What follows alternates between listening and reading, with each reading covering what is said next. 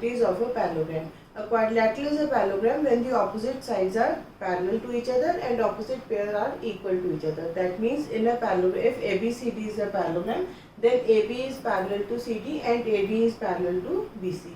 So there are various theorems that we have just discussed one after the other in the earlier videos, and now I will try to sum up all the theorems. The first theorem was that the diagonal of a parallelogram divides it into two congruent triangles. That means if we have a parallelogram and we have a diagonal, then this diagonal will divide the parallelogram into two congruent triangles. The second theorem was that the opposite sides of a parallelogram are equal.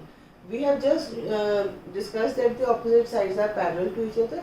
Now the theorem states that the opposite sides are equal to each other. The theorem third states that the opposite angles of a parallelogram are equal. That means as ABCD is a parallelogram, so angle A will be equal to angle C and angle B will be equal to angle D. So the first theorem was that the diagonal divides it into congruent triangle. The second theorem was the opposite sides are equal. That means AB is equal to CD and AD is equal to BC. And the third theorem states that the opposite angles are equal. That means angle A is equal to angle C and angle B is equal to angle D. The theorem number 4 states that the diagonals of a parallelogram bisect each other. That means if we draw two diagonals AC and BD, let them intersect at O, then then all the four, that means OA is equal to OC and OB is equal to OD. That means the diagonals bisect each other. So this was also a theorem that we have just discussed. Then we know that the next theorem states that if we draw the angle bisectors of two consecutive angles of a parallelogram, they will form a right angle. So that means whenever we draw angle bisectors of the consecutive angles of a parallelogram, they meet at 90 degree.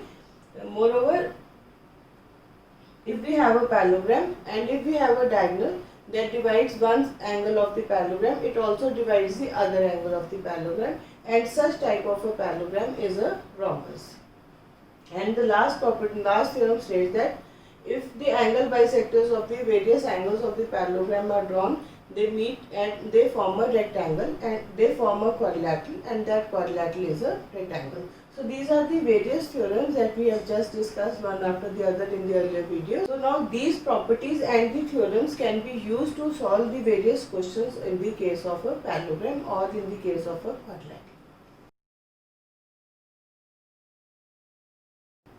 Now using the various properties of a parallelogram, let us try to solve this question. We are given that in a parallelogram ABCD, 2 points P and Q are taken on the diagonal BD. That means BD is the diagonal and P and Q are 2 points on the diagonal, such that DP is equal to BQ. And we have to show that triangle APD is congruent to CQB, AP is equal to CQ, AQB is congruent to triangle CPD, and fourth part is AQ is equal to CP, and in the last part we have to prove that APCQ is a parallelogram. So in the first part, the solution will be, in the first part let us take triangle in triangle APD and triangle CQB. We know that AD is equal to BC, because in triangle APD and triangle CQB, AD is equal to BC, they are the opposite sides of a parallelogram, and we know that the opposite sides of a parallelogram are equal. Moreover, angle ADP is equal to angle CBQ. That means angle ADP is equal to angle CBQ, because AD and BC are two parallel lines and BD is the transversal, and we know that in the case of parallel line the alternate angles are equal. So angle ADP is equal to angle CBQ, and moreover it has been given to us that DP is equal to BQ. Now in triangle APD and triangle CQB, we know that AD is equal to BC, they are the opposite sides of a parallelogram. Angle ADP is equal to angle CBQ, because we know that AD and BC are two parallel lines, because they are the opposite sides of a parallelogram, and we know that the opposite sides of a parallelogram are parallel to each other, and BD is the transversal. So they are the alternate angles, and we know that in case of parallel lines the alternate angles are equal. So angle ADP is equal to angle CBQ, and DP is equal to BQ. It has been given to us. So these two triangles are congruent using the criteria of SAS congruence. Triangle APD is congruent to triangle CQB by SAS criteria. So by SAS criteria of congruence, triangle APD is congruent to triangle CBQ. So the first part of the question has been proved. Now for the second part. This was the first part. For the second part, we have to prove that AP is equal to CQ. When these two triangles are congruent, then AP will be equal to CQ because of CPCT. That means corresponding parts of congruent triangles. As triangle APD is congruent to CQB, so AP will be equal to CQ. So the second part of the question has been proved. Now for the third part, we have to take triangle AQB and triangle CPD. Now in these two triangles, triangle AQB and triangle CPD. Now in these two triangles again, AB is equal to CD, opposite sides of a parallelogram, and we know that the opposite sides of a parallelogram are equal. Moreover, angle ABQ is equal to angle CDP, because again AB and CD are two parallel lines, because we know that the opposite sides of a parallelogram are parallel to each other. So AB is parallel to CD and BD is the transversal, so they are alternate angles, and in the case of parallel lines the alternate angles are equal. So ABQ is equal to CDP, and moreover BQ is equal to DP. It has been given to us. These are the opposite sides of a parallelogram, so they are equal. They are alternate interior angles. When AB and CD are parallel lines and BD is the transversal, they are equal. And again BQ is equal to DP because it has been given to us. Therefore triangle AQB is congruent to triangle CPD from SAS criteria of congruence. So the third part of the question, that means triangle AQB is congruent to triangle CPD has been proved, because using the SAS criteria of congruence the two triangles are congruent.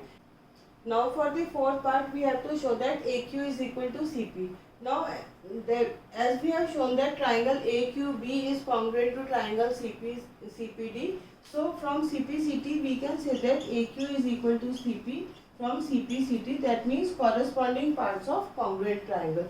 So for the fourth part, we are using the result from the third part, that the two triangles are congruent, and from the congruence property of congruence, as the two triangles are congruent, the corresponding parts of congruent triangles are equal. So AQ is equal to CP. Now for the fifth part, we have to prove that APCQ is a parallelogram. Now from the second part, we know that AP is equal to CQ, and from the fourth part we know that AQ is equal to CP. Now AP is equal to CQ and AQ is equal to CP. That means the opposite sides of a quadrilateral are equal, and whenever the opposite sides of a quadrilateral are equal, then that quadrilateral is a parallelogram. So APCQ is a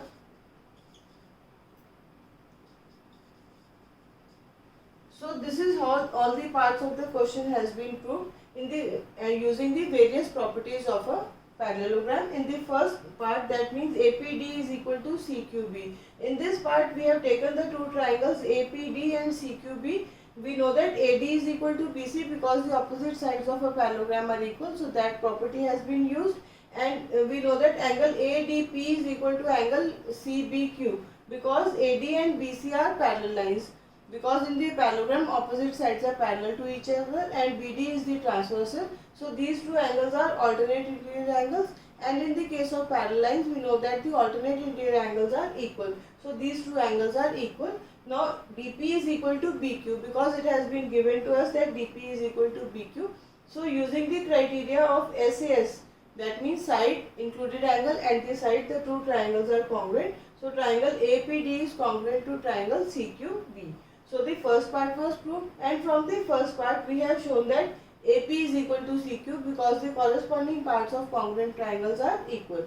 Now for the third case, we have taken triangle AQB and triangle CPD. In these two triangles, AB is equal to CD. Again, the opposite sides of a parallelogram are equal to each other.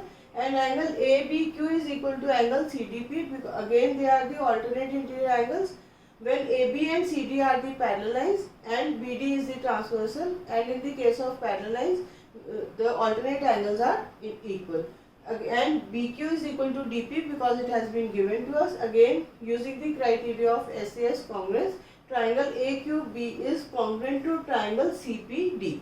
So for the third part, after the third part, in the fourth part we will be using the relation from the third part, and we can show that AQ is equal to CP because they are the corresponding parts of congruent triangles. So from CPCT we can say that AQ is equal to CP. Now in the quadrilateral APCQ, AP is equal to CQ and AQ is equal to CP. That means the opposite pairs are equal to each other, and whenever in a quadrilateral the opposite pairs are equal to each other, that means opposite sides are equal to each other, that quadrilateral is a parallelogram. So APCQ is a parallelogram. So this is how we have used the various properties of the parallelogram, and we have solved this question. We have proved the various parts of the question.